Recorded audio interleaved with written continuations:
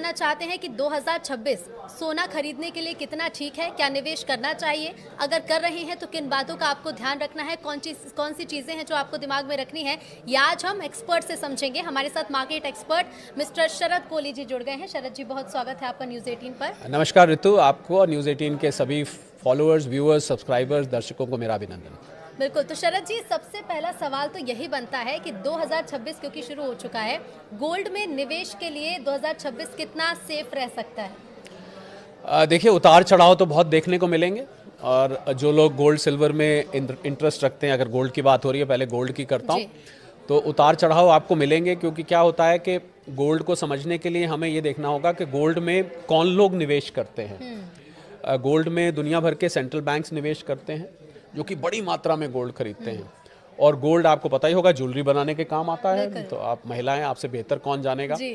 और एक बड़ी मात्रा ऋतु गोल्ड में डेरिवेटिव होता है। डेरिवेटिव का मतलब इसको बोलते हैं सट्टेबाजी होती है। सट्टेबाजी का अर्थ है, मैं दर्शकों के लिए आसान करके बता देता हूँ कि एक कमोडिटी एक्सचेंज होता है, उसको हम MCX भारत में बोलते हैं, मल्टी कमोडिटी एक्सचेंज। अमेरिका में इसको कॉमेक्स बोलते हैं, कमोडिटी एक्सचेंज। तो इसमें जब आप सोना खरीदते और बेचते हैं तो ऐसे नहीं खरीदा जाता कि आपने मेरे से खरीदा तो मैंने आपको 10 ग्राम सोना दे दिया, मैंने आपको बेचा तो 10 ग्राम आपसे ले लिया, वगैरह वगैरह। ऐसे नहीं चलता है। इसमें सिर्फ पेपर कॉन्ट्रैक्ट खरीदे बेचे जाते हैं। अब जैसे उदाहरण के तौर पर 5 फरवरी को, फरवरी के महीने का कॉन्ट्रैक्ट एक्सपायर हो रहा है। तो मैं क्या करूंगा कि मैं कहूंगा कि मुझे 1 किलो सोना मैंने खरीदा और 1 किलो सोना अब आज के रेट पे जाए तो करीब 1 करोड़ 40 लाख रुपए का है। तो मैं क्या करूंगा कि सिर्फ 20% दे के और 1 किलो सोने का कॉन्ट्रैक्ट ले लूंगा। और जैसे ही वो 5 फरवरी आएगी, अगर वो 1.40 से ऊपर चला गया तो मुझे मेरा मार्जिन प्रॉफिट मिला के वापस मिल जाएगा, और अगर नीचे चला गया तो मेरे मार्जिन में से उतना काट लेंगे और मुझे बाकी वापस दे देंगे। तो ये मैंने इसलिए बताया कि ये जो उतार चढ़ाव इतना होता है, इसका एक कारण ये है कि ये बहुत बड़ी मात्रा में सोना जो है वो पेपर ट्रेडिंग के जरिए, पहले पेपर बोलते थे, आजकल तो वो डीमैट होता है जी, उसके जरिए वो कॉन्ट्रैक्ट किया जाता है। तो इसको ये देखना पड़ेगा कि 2026 में आपको, क्योंकि होता क्या है कि ऋतु, जैसे आप और हम चर्चा कर रहे हैं, जितनी ज़्यादा इसकी चर्चा होती है और सोशल मीडिया पे जितना आपको सोने और चांदी की वो ब्रिक्स थंबनेल्स में दिखाई देती हैं, तो उतना ज़्यादा इसमें लोगों का इंटरेस्ट बढ़ता है जी। और सेंट्रल बैंक्स तो मैंने आपको बताया पहले ही खरीद रहे हैं। तो आपके सवाल का मैं अब सीधा सीधा जवाब दूं तो मुझे सोने का लॉन्ग टर्म ट्रेंड ऊपर को दिखाई देता है। हो सकता है 2026 में बीच में कुछ दिन के लिए ठहर जाए, कुछ दिन के लिए थोड़ी करेक्शन आए, ये भी हो सकता है। पर लॉन्ग टर्म ट्रेंड ऊपर दिखता है। और इसका एक बहुत बड़ा कारण ऋतु मैं और बता दूं कि जो जियोपॉलिटिकल टेंशन्स हैं, ये जो दुनिया भर में आपने विश्व युद्ध की बातें बार बार सुनाई दे रही हैं, अलग अलग देशों में युद्ध जैसे युद्ध जैसे हालात बन रहे हैं। अभी ट्रम्प साहब ने वेनेजुएला के लीडर को उठा लाया वहां से, और ईरान में चल ही रहा है। बिल्कुल, रूस यूक्रेन तो और घमासान हो चुका है। इनफैक्ट मैं क्योंकि जो लोग, और तो एक मजेदार बात मैं पहले बताऊं, जो लोग सोने और चांदी में इंटरेस्ट रखते हैं उनको अंतर्राष्ट्रीय खबरों पर बहुत पैनी नजर बना के रखनी चाहिए। और मैं ये भी जोड़ दूं आपके चैनल पे कि भारत की जो इकोनॉमी के पैरामीटर्स होते हैं, पैमाने होते हैं, वो सोने और चांदी को ना के बराबर प्रभावित करते हैं। इस बात, ये बहुत इंपॉर्टेंट बात है। यानी कि भारत ने कोई आर्थिक नीति बनाई, बजट आया, अक्षय तृतीया आया, धनतेरस आया, शादी का सीजन आ गया, इससे सोने चांदी की कीमत में बहुत ही मामूली फर्क पड़ता है। हाँ, रुपया कमजोर हो तो थोड़ा यहाँ पर महंगा होता है। तो आप इन अंतर्राष्ट्रीय खबरों पर नजर बना के रखिए। अगर वाकई में, मैं सबको आज ये हिदायत देना चाहूंगा, अगर आप सोने के शौकीन हैं और सोने में निवेश के शौकीन हैं, तो आपको अंतर्राष्ट्रीय खबरें आज से ही ट्रैक करनी शुरू कर देनी चाहिए। मैंने इसलिए जिक्र किया कि शायद कम लोग जानते हैं इस बात को कि रशिया के पास एक मिसाइल है, उसका नाम है ऑर्शनिक। और रशिया का एक पड़ोसी देश है, उसका नाम है बेलारूस जी। उसका बहुत घनिष्ठ मित्र है जी। उसने अपनी ऑर्शनिक मिसाइल को बेलारूस में, क्योंकि बेलारूस यूरोप के और नजदीक है, वहां पर तैनात कर दिया है।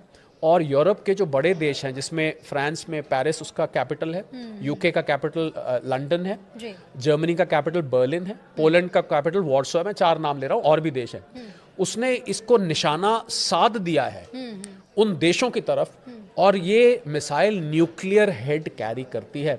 आप समझ सकते हैं कि कितनी खतरनाक परिस्थिति है।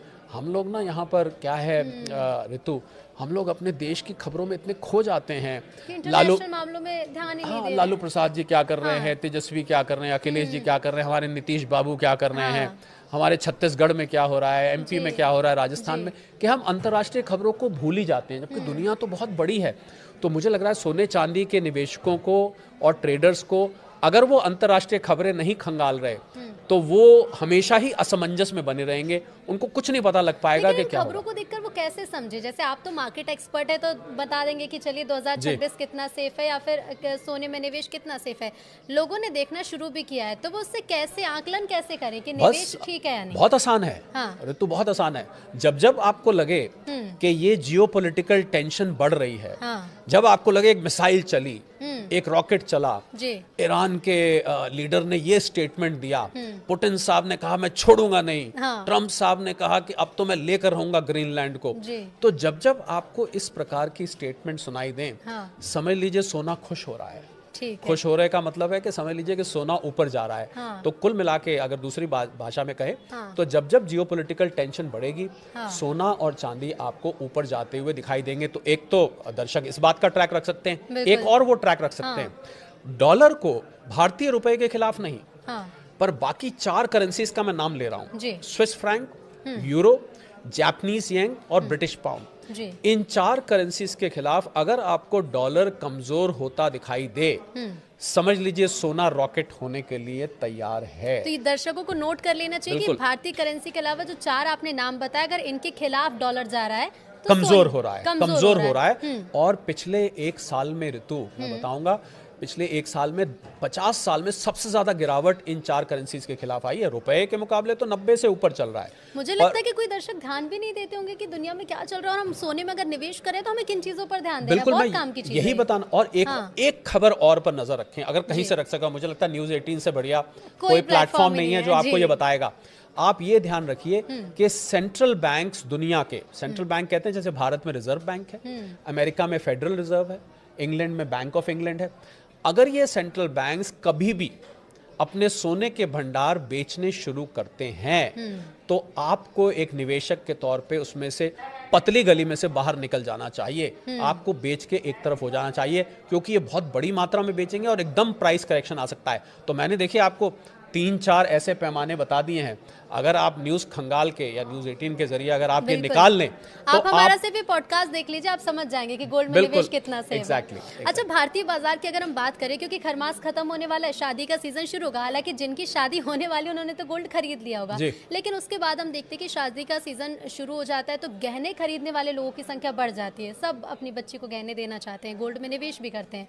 और आजकल तो लोग, महिलाएं खासतौर पर जो हमें देख रही होंगी, वो तो ये समझ रही होंगी कि महिलाओं के लिए निवेश मतलब है गहने खरीद लो कि उनको पहन भी लो, और उसके बाद जब रेट बढ़ेंगे तो उसके भी बढ़ जाएंगे। इसका बाजार पर कितना असर पड़ता है? जब शादी का सीजन आ जाता है तो बाजार में तेजी आएगी क्योंकि रेट भी बढ़ रहे हैं, या फिर रेट बढ़ रहे हैं तो इस बार बाजार थोड़ा सा कमजोर नजर आएगा, भारतीय बाजार? कुछ 100 रुपए का फर्क पड़ता है भारत में शादी के सीजन से। और शादी वालों को तो मैं सलाह दूंगा, अब तो बड़े बड़े ज्वेलरी ब्रांड जो हैं उन्होंने ऋतु लो कैरेटेज ज्वेलरी निकाल दी है। आप 22 कैरेट का मत लीजिए, आप 18 का ले लीजिए, 9 का ले लीजिए, आप 14 कैरेट का ले लीजिए, आप उससे ले सकते हैं।